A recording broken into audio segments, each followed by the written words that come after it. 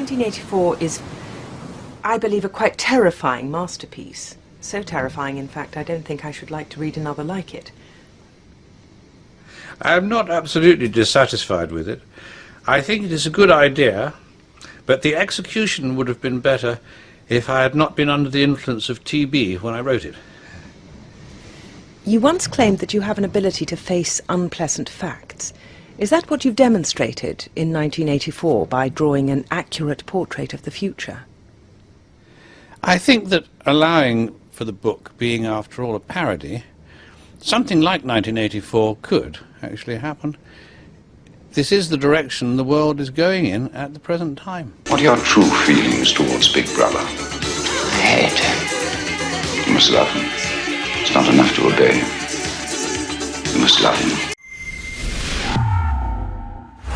The utterly heartbreaking and soul-destroying novel that is 1984 was originally written back in 1948, which is indeed the reason for the book's title. Author George Orwell simply flipped the digits of the then current calendar year, the novel being published the following year. The year after that, 1950, George Orwell passed away, but his legacy was leaving behind a cautionary tale for the entire world. You once claimed that you have an ability to face unpleasant facts. Is that what you've demonstrated in 1984 by drawing an accurate portrait of the future? I think that allowing for the book being, after all, a parody, something like 1984 could actually happen. This is the direction the world is going in at the present time. In our world, there will be no emotions except fear, rage, triumph, and self-abasement. The sex instinct will be eradicated. We shall abolish the orgasm. There will be no loyalty except loyalty to the party. Funny how things change with the passing of time. Back in '49 and for decades to come, the book was looked upon by many as dystopian science fiction. But in the here and now, 1984 is a novel that has proven to be downright prescient. Orwell's only miscalculation being that he was merely a few decades off in terms of pegging a date in which democracies would devolve into quasi-totalitarian nightmares. Justifiably, 1984 makes the cut when it comes to the 1,000 books you must read before you die. Quote, in 1949, at the beginning of the nuclear age and before television was mainstream, Orwell's creation of a telescreen-monitored world just a single generation into the future was terrifying. This is an important novel not only for its stark warning against abusive authority and its somewhat ironic contribution to modern television content, but also for its insights into the power of manipulating language, history, and the psychology of fear and control. These issues are perhaps more pertinent today than when Orwell penned his novel, end quote. Indeed, the fact is 1984 is far more relevant today, especially right here in our great dominion. But always there will be the intoxication of power. Always, at every moment, there will be the thrill of victory, the sensation of trampling on an enemy who is helpless. If you want a picture of the future, imagine a boot stamping on a human face forever. I first read 1984 back in 1979, a full 5 years before the novel's titular calendar date. I was in high school and a bit of a sci-fi nerd at the time, and 1984 definitely fell into the category of speculative fiction, you know, right up there with Star Trek. After all, the idea of dystopian dictatorships taking root in Western democracies, well, that was about as realistic as starships with warp drive and teleportation devices and photon torpedoes. And yet, just look at the draconian way in which Canadians have been treated, especially since the advent of COVID-19. Suddenly, hard-fought rights and freedoms were tossed into dumpsters by control-freak politicians and bureaucrats. Those daring to voice contrarian opinions were sometimes tossed into jail cells.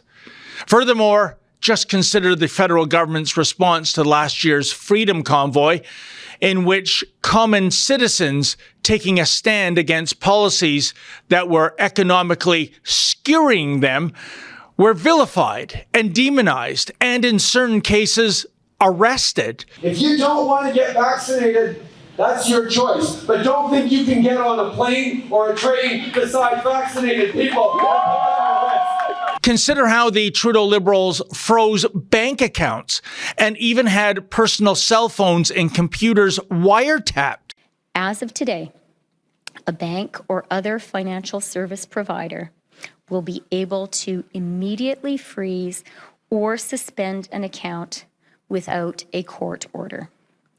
In doing so, they will be protected against civil liability for actions taken in good faith.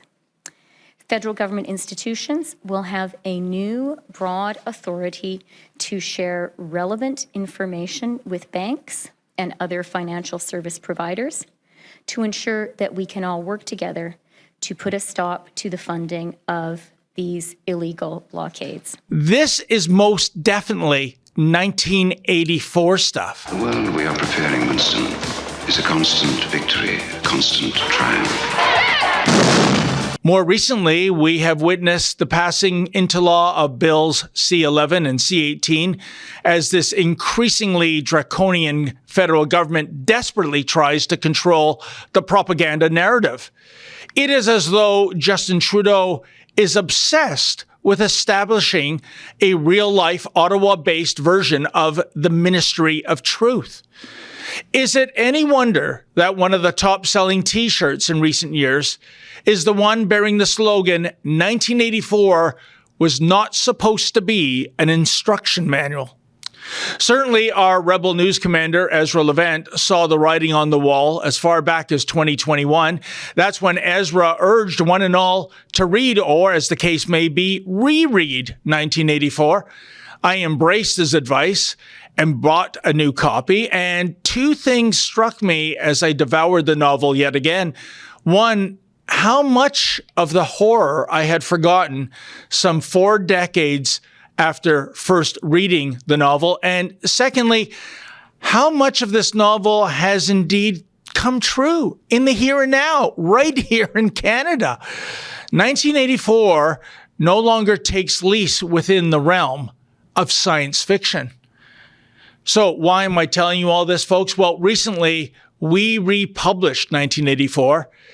Here's why you should get this version as soon as possible. First, Ezra provides a fabulous foreword. Secondly, the print font is fantastic and easy to read. And finally, our version features the work of acclaimed artist Paul Rivoche.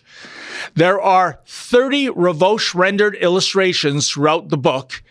Each one is phenomenal. Indeed, I dare say that this is the most superb edition of 1984 that has ever been published. So it is that even if you've read and reread this novel, you owe it to yourself to get this edition. Better yet, perhaps you have a son or daughter or grandson or granddaughter that has never been exposed to this novel. Please get them a copy. For given the times we live in today, this novel makes for both a cautionary tale and a gift to last. To order yours, please go to buy1984.com. That's buy1984.com. Please buy this book while you still can. The moral to be drawn from this dangerous nightmare situation is a simple one. Don't let it happen. It depends on you.